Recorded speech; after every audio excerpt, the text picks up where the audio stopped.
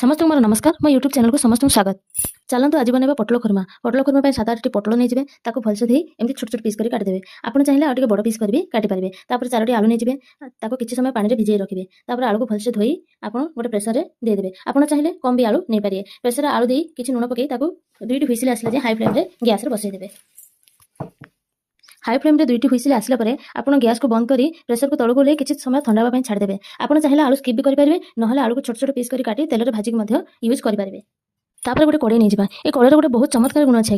ए कड़े मो husband hostel थिला बेले 3 वर्ष यूज करते। मो हस्बैंड कहते एथरे बिना तेल मसला आपे आपे टेस्ट आसे। मु कहूनी मो हस्बैंड कहते आपण मैंने कड़े रेंट नबा चाहते ताहले मते कमेंट निश्चय जणाबे। तापर एथरे किछि तेल नहीं पोटल को पकई पोटल को ब्राउन होला जाई भाजी नेबे। पोटल ब्राउन होला पर ही गोटे पात्र को काढी नेबे। पोटल ब्राउन ही आसलानी ताको एबे काढी नबा आ गोटे पात्र रखि दबा। जदि आपण आउ टिके ब्राउन करी छाणबे चाहते ताहले छाणी परिबे।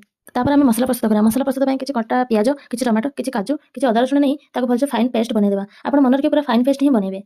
तापर आम चमत्कार करे अल्प तेल जीरा सोरिष पकई फुटे छाड़ा। फुटला पर आम बाटी मसला को पकया। मसला किसी जीरा पाउडर धनिया पाउडर हलदी गुंड मर्च गुंड गरम मसला पकई भलसे मिक्स करदे। जमी मसला तेल छाड़ा पटल और सीझा आलू छोट छोट पीस कर काटी अल्प किसी पानी देकी 10 मिनट फुटिया छाड़ा। रेडी पटल खुरमा।